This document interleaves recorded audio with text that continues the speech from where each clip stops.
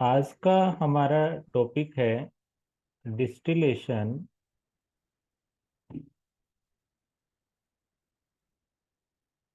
Under reduced pressure.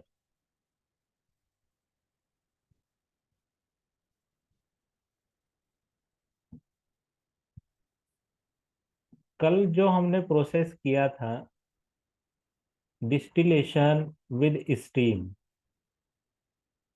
Steam distillation का ये कुछ रिवर्स प्रोसेस है। स्टीम डिस्टिलेशन में हमने ये कहा कि हमारे पास स्टीम है। स्टीम हमारे दो पर्पस के लिए यूज होगा।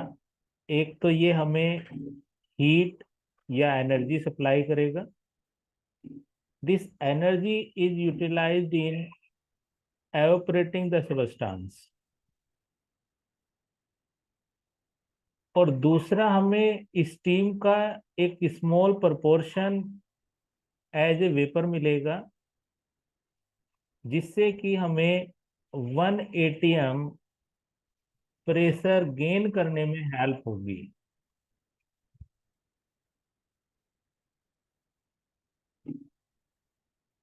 तो उस स्थिति में भी हमें लोअर टेम्परेचर पे ही 1 एटीएम प्रेशर मिल जाएगा और हमारा सबस्टांस विदाउट डिकम्पोजिशन के ही एवोपरेट हो जाएगा। तो हमें इन दो पर्पस क्या था कि रिड्यूस्ड टेम्परेचर पे ही हमारा जो है सबस्टांस एवोपरेट हो जाएगी। अब उसके लिए हमारे पास दूसरा हमने तरीका निकाला कि हम ये काम रिड्यूस्ड प्रेशर पे करें। हमने बॉइलिंग पॉइंट के लिए बोला कि बॉइलिंग पॉइंट वो टेम्परेचर है जिस पे vapour pressure of any liquid become equals to atmospheric pressure.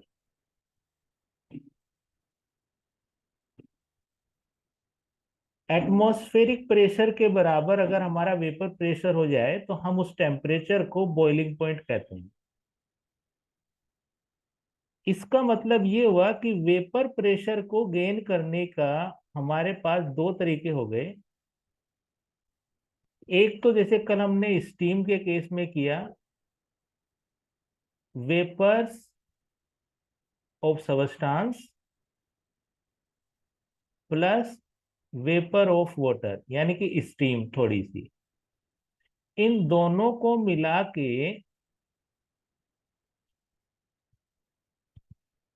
हमने जो प्रेशर है वो 1 एटीएम प्रेशर कर लिया। 1 एटीएम प्रेशर को अगर हम मान लें तो ये हमारा होगा 760 mmOf Hg। और दूसरा तरीका ये है कि अगर हम 1 एटीएम प्रेशर की जगह जो हमारा अप्लाइड प्रेशर है उसको ही कम कर दें, तो अप्लाइड प्रेशर को हम रिड्यूस्ड कर लें, यानी कि कम प्रेशर पे ही वायुमंडलीय दाब पर ही हम अपना प्रोसेस आगे बढ़ाएं। तो अगर वायुमंडलीय दाब कम होगा तो हमें वेपर प्रेशर भी कम बनाना पड़ेगा, वाष्प दाब भी कम बनाना पड़ेगा। और कम वाष्प दाब कहाँ मिल जाएगा? हमें कम टेम्परेचर पे मिल जाएगा, जिससे कि हमारा बॉइलिंग पॉइंट क्वथनांक जो है वो कम हो जाएगा। तो उसके लिए हमने आज की टेक्निक अप्लाई की है, और वो है डिस्टिलेशन अंडर रिड्यूस्ड प्रेशर, यानी कि कम दाब पर ही हम अपने प्रोसेस को आज कराएंगे।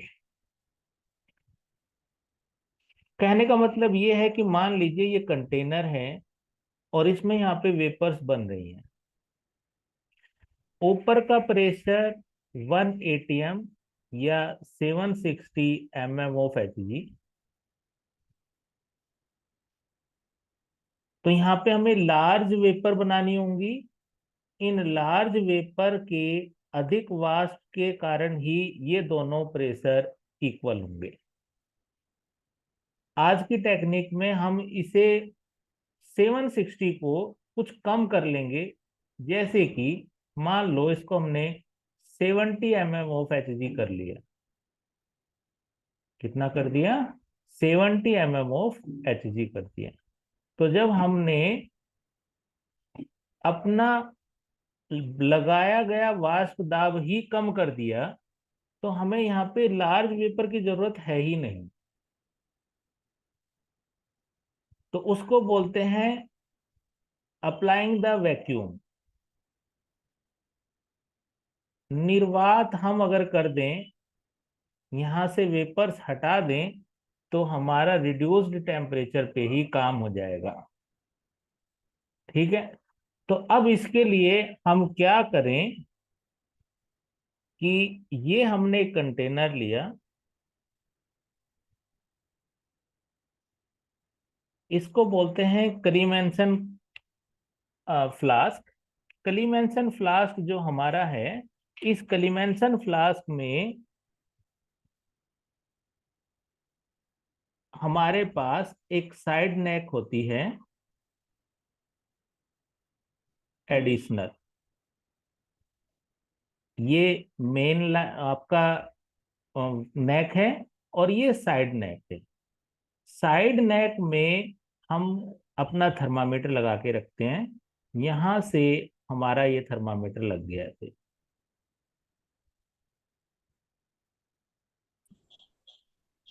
ये है थर्मामीटर। और ये जो मेन आपकी है नेक, इसमें हम एक कैपिलरी ट्यूब लगा के रखते हैं। और नीचे से आपका वही राउंड बॉटम फ्लास्क है ये आपने इसमें लिक्विड भर लिया, और यहां से हमने एक कैपिलरी इसमें लगाई है, और ये कैपिलरी आपकी नीचे तक जाएगी। जो ये रिड्यूस्ड प्रेशर पे आप डिस्टिलेशन करते हैं, इसमें एक सबसे बड़ी जो प्रॉब्लम है वो आती है बम्पिंग की। तो ये पिंच कोक की हेल्प से हमने एक कैपिलरी ट्यूब लगा दी। जो कैपिलरी ट्यूब आपकी केस नलिका है, ये नीचे लिक्विड तक जाएगी। ये बम्पिंग को रोकती है। जब प्रेशर कम होता है तो ये पानी जो जो भी आपने लिक्विड लिया है, ये उबलने लगता है। इसमें बहुत स्ट्रोंगली वेपर्स बनती हैं, तो जिसको आप बोलते हैं देसी भाषा में खदकना, तो वो आपका क्या है? बम्पिंग है। तो बम्पिंग को रोकने के लिए, ताकि हमारा एपरेटस टूटे न, हमने इसके अंदर कैपिलरी ट्यूब केस नलिका लगाई है।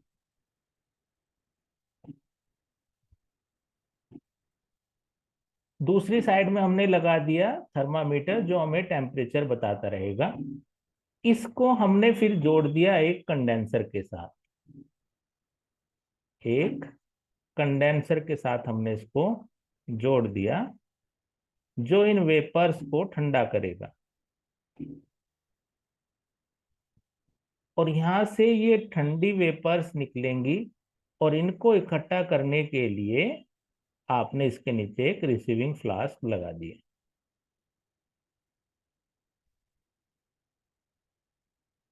अब इंपॉर्टेंट चीज क्या है इसमें? बात आती है कि हम इसमें प्रेशर कैसे कम करेंगे। तो प्रेशर कम करने के लिए हमें चाहिए वैक्यूम पंप। तो हम यहाँ पे लगाएंगे टू वैक्यूम। ये जाएगा वैक्यूम पंप को, या आपके सक्शन पंप को चला जाएगा, जो यहाँ से वेपर्स को खींचेगा। ये वेपर्स जब यहाँ से खींचेंगी, तो यहाँ से वेपर रिमूव हो जाएंगी, जिससे कि यहाँ पे इस फ्लास्क में दाब कम हो जाएगा। यहां से आप पानी देंगे, ये तो आपको सिंपल वाटर कंडेंसर का अरेंजमेंट है ही, आप समझ गए होंगे इसको। तो वेपर्स को निकालने के लिए, ताकि जहां पे जितनी भी वेपर्स बने वो हमारी हम विद द टाइम निकालते रहें, तो उसके लिए आपने इसको वैक्यूम पंप के साथ जोड़ दिया है। अब होता क्या है, ये सिंपल आपका अरेंजमेंट है। होता ये है कि जो, अगर हम वेपर्स की बात करें कि कितनी वेपर्स हैं, तो ये कहता है कि मास ऑफ वेपर फॉर्म्ड, कितनी वेपर फॉर्म होंगी, ये दो बातों पे डिपेंड करता है। एक तो वेपर प्रेशर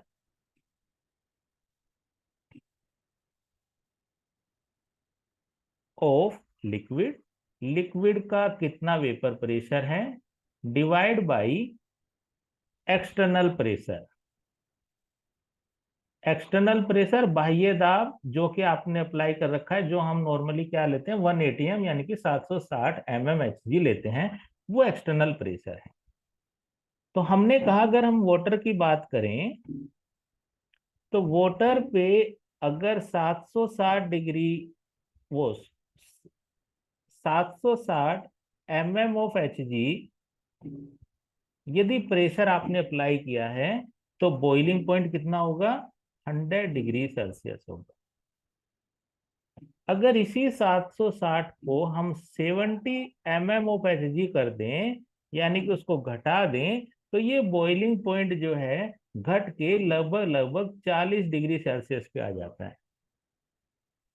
अगर इस हिसाब से देखें तो 760 divide by 70, that is approximately equals to 11 times. 40 degree Celsius पे अगर हम 70 mmHg का प्रेशर रखें, तो उस स्थिति में हमारे वाटर की लगभग 11 गुना वेपर्स बनेंगी। 40 डिग्री पे अगर आपका वायुमंडलीय दाब 70 mmOf Hg है, तो लगभग 11 गुना वाटर की वेपर्स बनती हैं। तो जो काम आपका 100 डिग्री पे हो रहा था, वो आपके प्रेशर घटाने के बाद में 40 डिग्री पे ही हो रहा है। तो यहाँ पे जो वेपर्स बनेंगी कितनी, वो इनवर्सली प्रोपोर्शनल होता है आपका जो बाह्य दाब आपने उसके ऊपर लगा रखा है, वायुमंडलीय दाब, उसके ऊपर निर्भर करता है। तो इसी प्रकार यदि हमारा कोई और लिक्विड है, उसका बॉइलिंग पॉइंट ज्यादा है, तो हम उसको 70 80 या 100 mmHg पे अगर हम उसको गर्म करना स्टार्ट कर दें, तो कम टेम्परेचर पे ही हमारी पर्याप्त वेपर्स बननी शुरू हो जाएंगी, और वह सबस्टांस बिना डिकम्पोज हुए ही हमें मिल जाएगा। ध्यान क्या रखना है, ध्यान सिर्फ एक ही चीज का रखना है कि जब आप रिड्यूस्ड प्रेशर पे ये प्रोसेस करते हैं, तो इसमें बम्पिंग नहीं होनी चाहिए। अगर बम्पिंग होती है, तो उस कंडीशन में आपका फ्लास्क टूट सकता है, क्योंकि बहुत तेजी से वेपर्स बनती हैं। तो उसके लिए आपने अरेंजमेंट कर दिया है अलग से कि पिंच कोक की हेल्प से एक केस नलिका इसमें लगा दी है आपने। अगर हम इसके लार्ज स्केल पे इस प्रोसेस को करने की बात करें, तो जो हमारा कंटेनर है, जो हमारा फ्लास्क है, जिसमें हम एवोपरेशन करेंगे या जिसमें हम डिस्टिलेशन करेंगे, ये मेटल का बना होता है।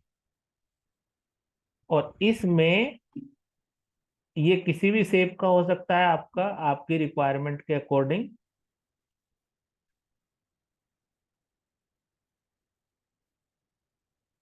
और इसमें एक आपका आउटर जैकेट बनी होती है, जो आउटर जैकेट आपका हीटिंग पर्पज के लिए आप यूज करते हैं।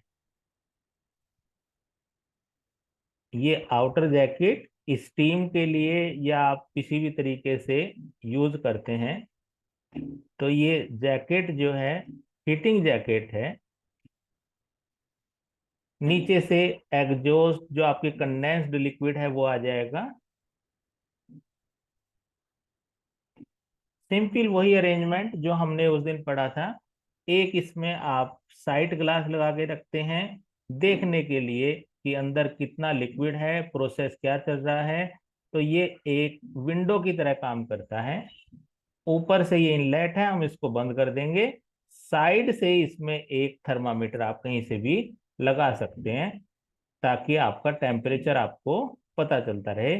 तो एक थर्मामीटर के लिए आप यहाँ पे कोई अलग से अरेंजमेंट कर देते हैं, तो ये हमारा थर्मामीटर हो जाएगा। यहां से जो वेपर्स निकलेंगी उनको हम एक कंडेंसर में पास करेंगे।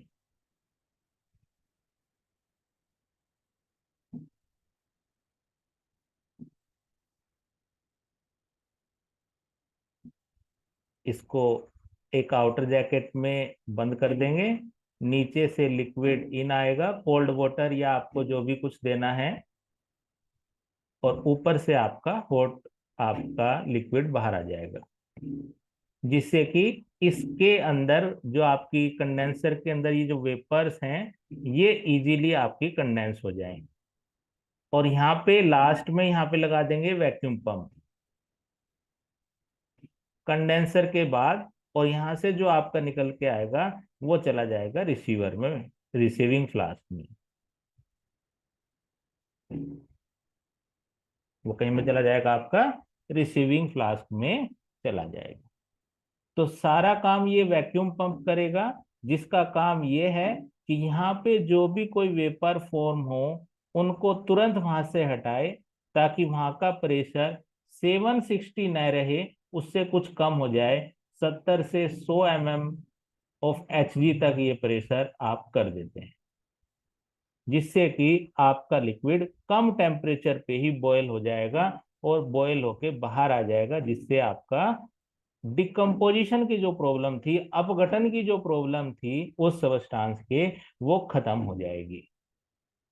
तो इस तरीके से जो हमारे सबस्टांस, जो पदार्थ टेम्परेचर सेंसिटिव हैं, जो हाई टेम्परेचर पे, उच्च तापमान पे डिकम्पोज अपघटित हो जाते हैं, उनके लिए हमारे पास दो टेक्निक है। या तो हम उसका स्टीम डिस्टिलेशन कर लें, या हम उनका डिस्टिलेशन रिड्यूस्ड प्रेशर यानी कि कम दाबों की स्थिति में हम उसका डिस्टिलेशन करें। तो ये हमारा डिस्टिलेशन की पूरी यूनिट थी, जिसके अंदर हमने 5 तरह के डिस्टिलेशन पढ़े, उसके जर्नल प्रिंसिपल समझे, जर्नल इंस्ट्रूमेंट कैसे होते हैं, कैसा अरेंजमेंट होता है, ये हमने पढ़ा है। ये यूनिट यहीं खत्म होती है। कल से हम नई यूनिट स्टार्ट करेंगे, वो होगी एवोपरेशन। अब आप इसके बारे में जो भी कोई आपकी प्रॉब्लम है वो आप पूछ सकते हैं।